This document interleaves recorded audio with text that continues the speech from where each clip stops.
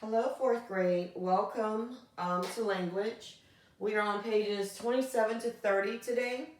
Of course, this lesson is continuing learning about how to use quotation marks. Okay, in this situation, we've been doing quotation marks for direct quotation. Remember, that is rule number one. You will need to know all of your rules and how to properly apply them. Okay. So, starting on page 27, it says a direct quotation begins with a capital letter, just like a sentence, right? Okay? Whether or not it begins the sentence, it doesn't matter if it's in the beginning of the sentence, in the middle of a sentence, or at the end of a sentence, okay? A direct quotation is separated from the words telling who said it by commas. So anywhere that you see a direct quotation, it will be set off by commas, okay? And the end marks in commas following a direct quotation is placed inside of the direct quotation. Remember we talked about period, close quotation, right? Or comma, close quotation. Not one on top of the other, okay? Your period ends the statement. Your direct quotation ends the quote, okay? All right.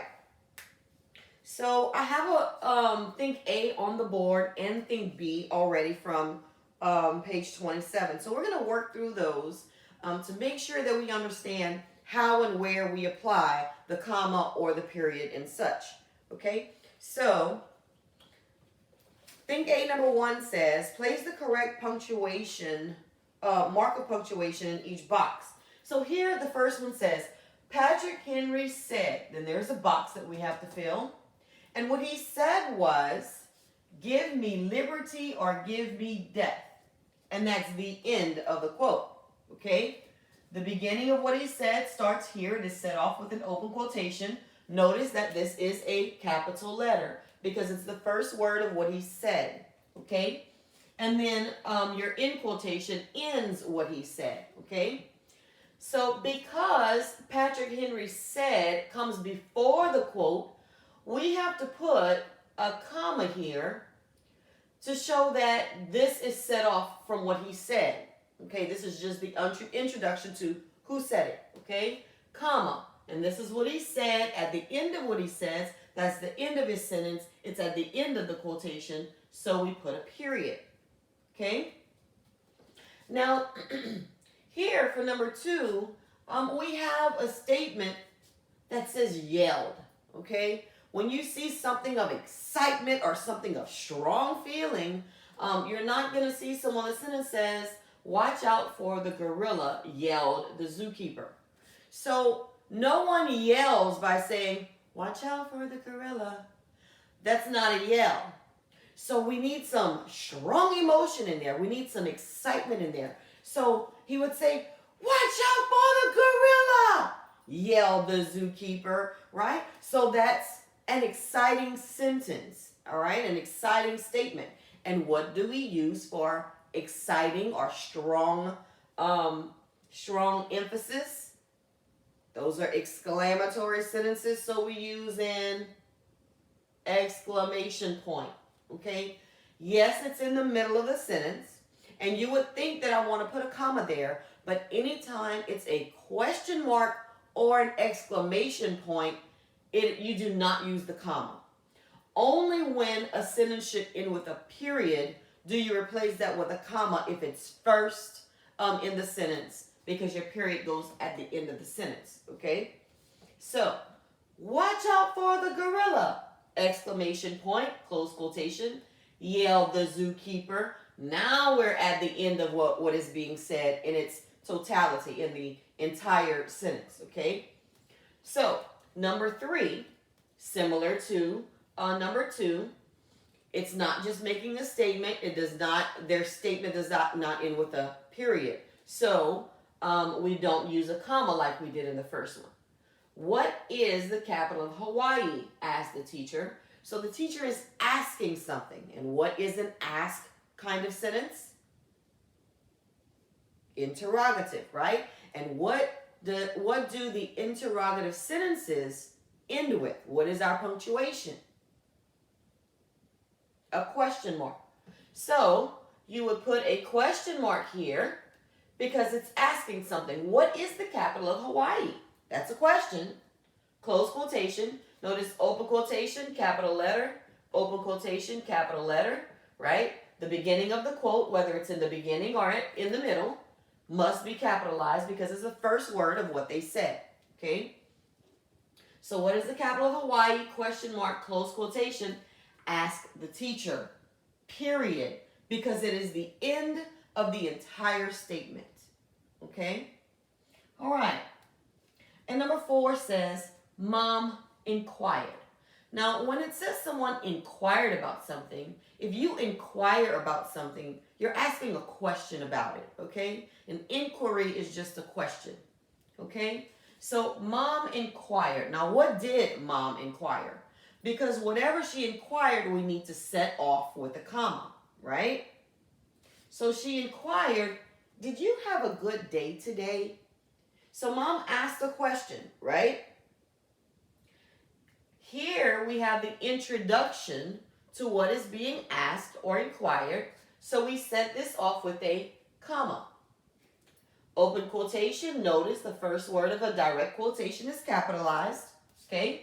Did you have a good day today? This is the question. This is where the question is. So what do we do with sentences that ask questions? We end them with question marks. Close quotation. Okay? So when it's asking a question, the question mark goes with the quote. Okay? Whether it's in the beginning or the end. Same thing with the exclamation point. Okay? But when you have a statement that ends with a period, you put the period at the end of the quotation unless it's first, like this one. Okay, notice this says Patrick Henry said, comma. Oh, I'm sorry, this is the question one. That's not the one. I'll show you one in here, okay?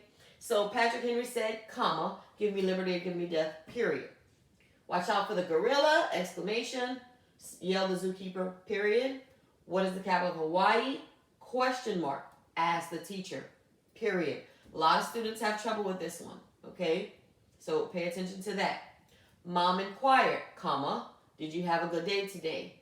Question mark, close quotation. So here, thing B gives us an opportunity to fill in our own quotation, okay? So we're going to use our imaginations and we're going to finish off the sentences. Remember, in the beginning we did fragments. We took fragments, turned them into sentences. If it was missing the subject part of the sentence, we added a subject. If it was missing the predicate part of the sentence, we added the predicate. This is kind of the same thing, except we're going to fill in the quotations, okay? We're going to fill in what they're saying. So here, number 1 has a blank for you to fill in, and it says, cried Pete. Now, what would someone cry, okay? Think of yourselves when you're having tantrums with your parents. But I don't want to go to school, right? Those types of things.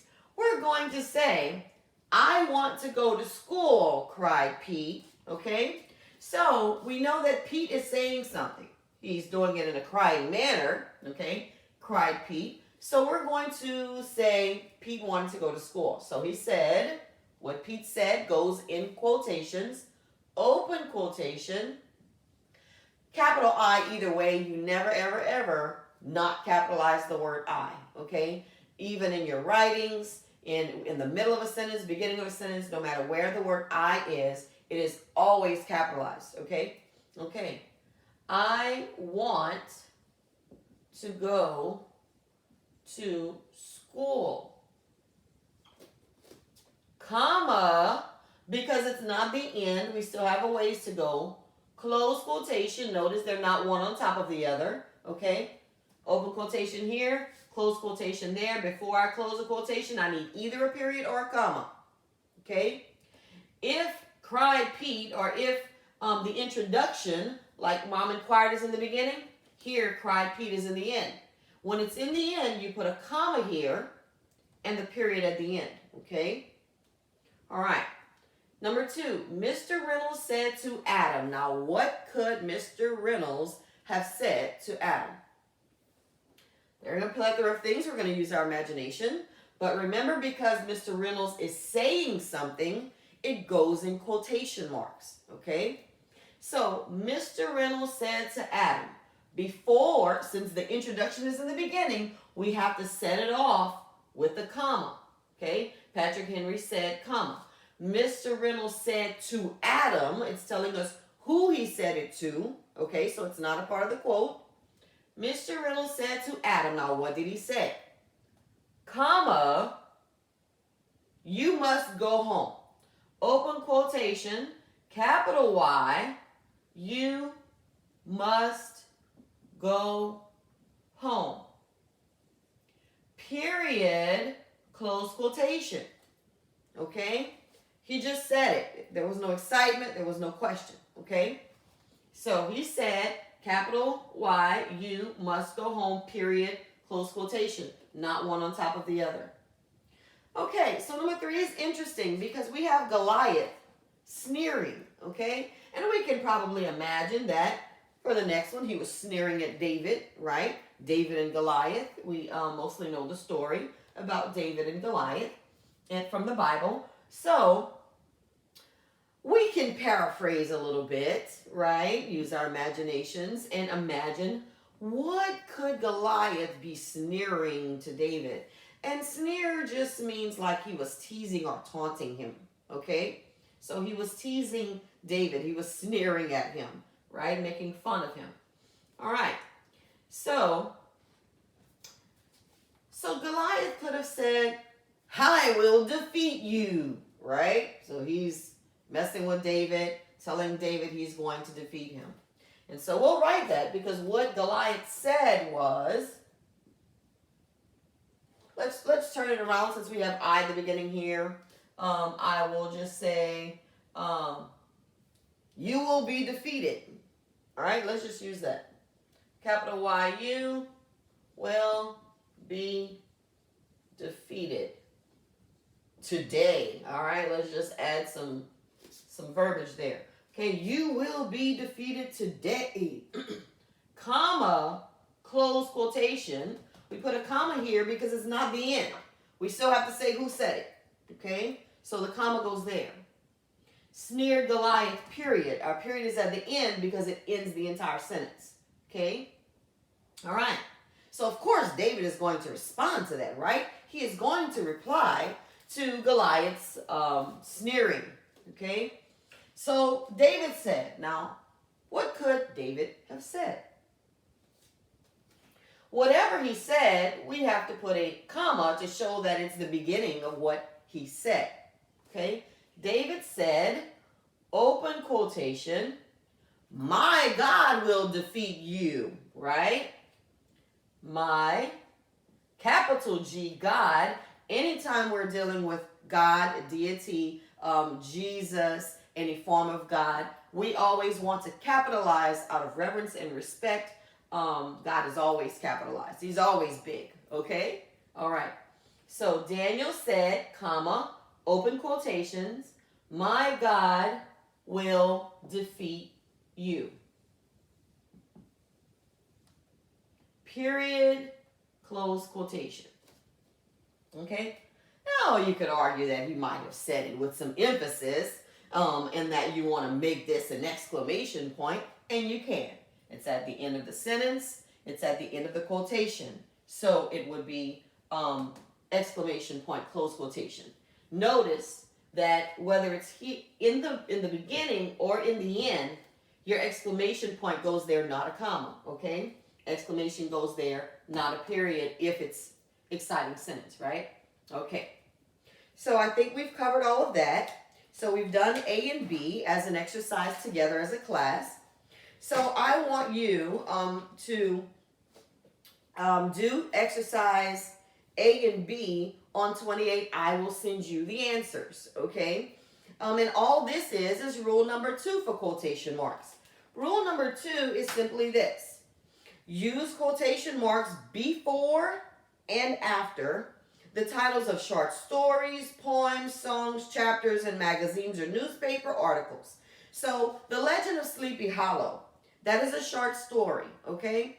So when you write the title of The Legend of Sleepy Hollow, you want to put quotation marks before and after, okay? Same thing with The Children's Hour. You'll notice that this is a poem, probably in your spelling book at the back. We have one of the poems called The Children's Hour, okay? So that's a poem, so all poems should have quotation marks before and after when you're using it in a sentence. Home on the Range is a song, okay? I'm not going to attempt to sing it, okay? However, it is a song, is the title of a song, so you put quotation marks before and after titles of songs. And then finally, for chapters, if you include the title of a chapter, you want to put that in quotation marks as well. So this one says chapter 9, comma, because it tells us what chapter 9 is. Chapter 9, comma, open quotation, consider the heavens, close quotations. That would probably be one of the titles for a science chapter or something. Okay, so I just want to make a note that Jesus is a Wonderful Savior is a song that we sing. America the Beautiful, an anthem, is also a song, right, that Americans sing. The Wild Stallion, it tells you in the sentence, look for the clues, okay? It tells you that this magazine has a good article. What is the name of the article? Put that in quotations, okay? Number 4, Amazing Grace is my pastor's favorite hymn. So what is a hymn? A hymn is a song we sing in church, right? So it tells you what the title of the hymn is that goes in quotation marks.